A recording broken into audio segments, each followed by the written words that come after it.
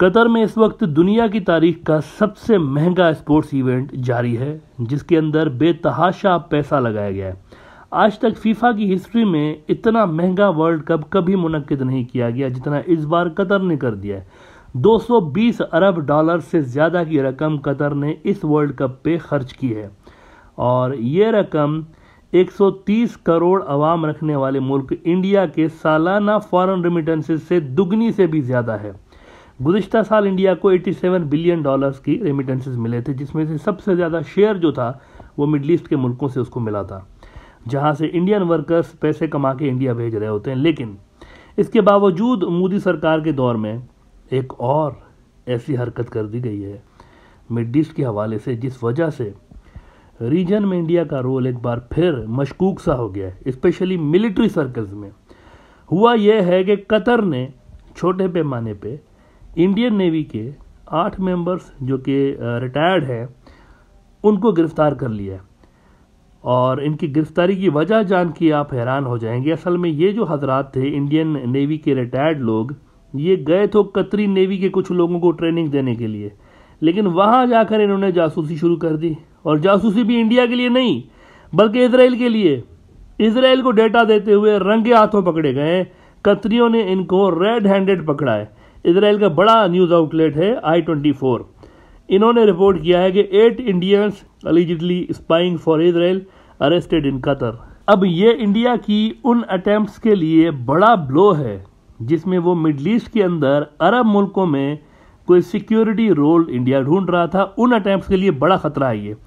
India जो है ये अरब इसराइल नॉर्मलाइजेशन के बाद ये कोशिशें करता रहा कि उसको कोई बड़ा सिक्योरिटी रोल मिडल ईस्ट के अंदर मिले, लेकिन ऐसा नहीं होने जा रहा। और ये जो जासूसी वाला नेटवर्क पकड़ा गया है जो कि पावरफुल कतरी इंटेलिजेंस ने बस्ट किया है, इसके बाद तो दूसरे मिडल ईस्ट के जो मुल्क हैं उन्होंने भी इंडियन मिलिट्री को कोई सिक्योरिटी रोल देने से पहले 100 बार वो जाहिर सी बातें सोचेंगे। एक तो India Israel deep security ties पहले से ही मौजूद है, दूसरा ये है कि खुद इंडियन मिलिट्री के अंदर से ही अगर इजरायली जासूस बरामद होने लगे हैं तो फिर बाकी मुल्क क्या उन पर भरोसा करेंगे। इससे पहले भी अगर आप देखें ईरान से, again let me remind you, Iran middle east का एक इंपॉर्टेंट मुल्क है। ईरान से एक बहुत बड़ा इंडियन जो जासूसी का नेटवर्क था वो पकड़ा गया था। कमांडर कुलभूषण यादव की ज़ेरे निगरानी ये जो नेटवर्क था काम कर रहा था।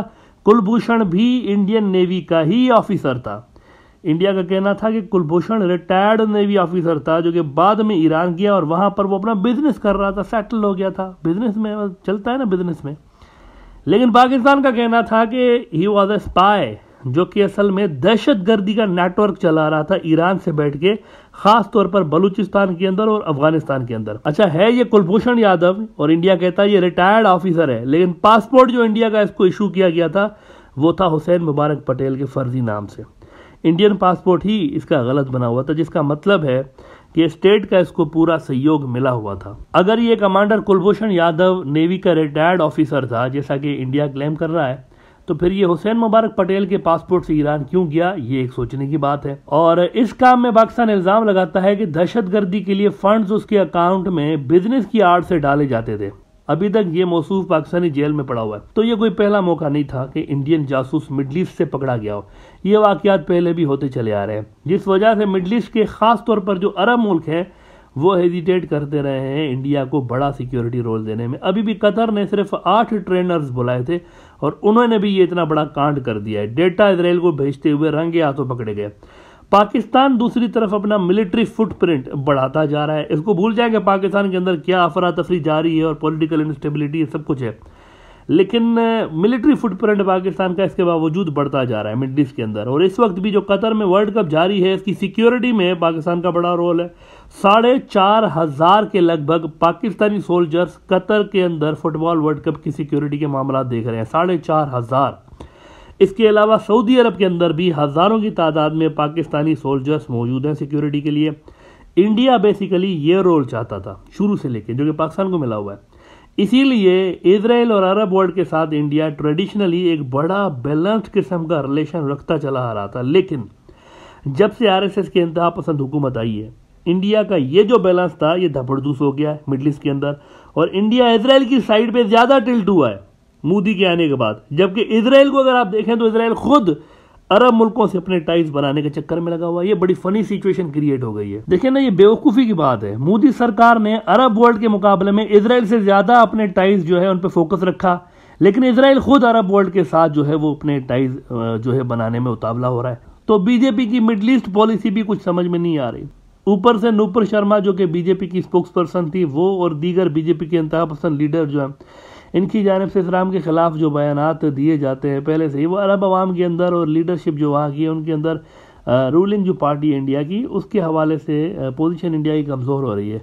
अब इनके बयानात अरबी तर्जुमों में ट्रांसलेट करके सोशल मीडिया पे शेयर किए जाते हैं। मतलब पहले तो किसी को पता भी नहीं होता था कि कोई आरएसएस भी, अरबों को पता ही नहीं होता था आरएसएस क्या है, लेकिन इस वक्त हो ये रहा है कि अरबी में ट्रांसलेट करके और ये जो सोशल मीडिया के अंदर बयानात हैं सुनाए जाते हैं। बाकी जो रीजन के लोग जो कि इफेक्टेड हैं आरएसएस की दहशतगर्दी से, वो सुनाते हैं। इधर से जो भी बड़ा लीडर आरएसएस का और बीजेपी का एंटी मुस्लिम या एंटी इस्लाम बात कर रहा होता है ना, तो उसको अरबी ट्रांसलेशन के साथ वहाँ सोशल मीडिया में फैलाया जाता है, जिससे पब्लिक के लेवल पर इंडिया की पोजीशन बेसिकली डाउन हो रही होती है, जो कि सेक्युलर इंडिया का इमेज था मिडल ईस्ट के अंदर, उसको तकरीबन ख़त्म कर चुकी है ये चीज़। ऊपर से हो यह रहा है कि जासूस पकड़े जा रहे हैं आपके सामने। This will further damage India's position in the region. एक होता है ना कि कोई सोल्जर अपने मुल्क के लिए जासूसी करता हुआ पकड़ा जाए, लेकिन ये बड़ी अजीब सूरत हाल है कि किसी तीसरे मुल्क की खातिर जासूसी करके और अपने मुल्क का नाम खराब किया जा रहा है। इस तरह के सेंसलेस जो आइडियाज हैं वो सिर्फ इंतहा पसंद जो आरएसएस के हैं उन्हीं की हुकूमत में आपको देखने को मिल सकते हैं, जिन्होंने एक तरह से पूरा पॉलिटिकल सिस्टम ही हाईजेक किया हुआ है। माजी में आपको याद दिला दूं कि कांग्रेस के दौर में भी इंडिया बड़ा मोहतात होता था फ़लस्तीन के इशू में, बड़ा मोहतात होता था। इवन इस हद तक कि इंडिया के जो प्राइम मिनिस्टर्स होते थे ये नहीं जाते थे इजराइल। इजरायली इतना इनको इनवाइट करते थे कि आप आइए हमारी तरफ और जो है वो हमारे साथ स्ट्रेटेजिक टाइज बनाए। लेकिन इंडिया के जो प्राइम मिनिस्टर्स थे, अब अंदर क्या गेम थी डीप स्टेट्स की वो तो छोड़ दे, वो तो इनकी रिलेशन हमेशा से ही रहे इंडिया और इजराइल के डीप स्टेट लेवल पे, लेकिन ऊपर की लेवल पर, सियासी लेवल पर अवॉइड करते थे, बल्कि ज़्यादा फेवर करते थे फ़लस्तीन को अरबों की वजह से, कि वो जो अरब मुल्क हैं उनके साथ हमारे क्योंकि रेमिटेंसेस भी वहाँ से आ रहे हैं और फिर ऑयल भी वहाँ से आ रहा है। इजराइल से ना तो रेमिटेंसेस इंडिया को मिलते हैं ना ऑयल इंडिया को मिलता है, कई फ़ायदे ऐसे हैं जो कि सिर्फ अरब मुल्क ही दे रहे होते हैं इंडिया को। तो उस वजह से फिर अरबों को ज़्यादा इंडिया के अंदर फोकस दी जाती थी, उनको पहले नंबर पर रखा जाता था मिडल ईस्ट के अंदर। लेकिन बीजेपी के आने के बाद ये शिफ्ट हमें देखने को मिला है। मोदी साहब लंबे अरसे के बाद शायद वो पहले ऐसे लीडर थे जो कि इजराइल गए थे। आपको याद होगा नेतन्याहू के साथ समुंदर के किनारे बड़े एक जय और वीरू किस्म के फिल्मी सीन देखने को मिले थे। लिहाजा अब इंडिया को चाहिए कि ये जो थोड़ा सा इजराइल की तरफ उनकी फॉरेन पॉलिसी मिडल ईस्ट की टिल्ट हो गई, इसको ज़रा बैलेंस करें दोबारा से और अरबों की तरफ आएँ। फ़लस्तीन के हवाले से जो इंडिया का ट्रेडिशनल स्टांस है उसको रिवाइव करने की ज़रूरत है। वो बड़ा एक केयरफुली ड्राफ्टेड इंडिया का स्टांस है, बड़ा मैच्योर किस्म की उनकी फॉरेन पॉलिसी रही है शुरू से लेके। ये तो अभी हाल ही में उसको धपड़दूस किया गया है ना, उसको रिवाइव करने की ज़रूरत है। वो बड़ा बैलेंस करके इंडिया चल रहा था, बड़ा ज़बरदस्त इंडिया का जो था ना। आप देखें अरबों के साथ भी वो बड़े बेहतरीन तरीके से चल रहे थे, इजराइल के साथ तो उनका डीप स्टेट लेवल का वैसे ही उनका रिलेशन था, उसको दोबारा रिवाइव करना चाहिए यहाँ पे।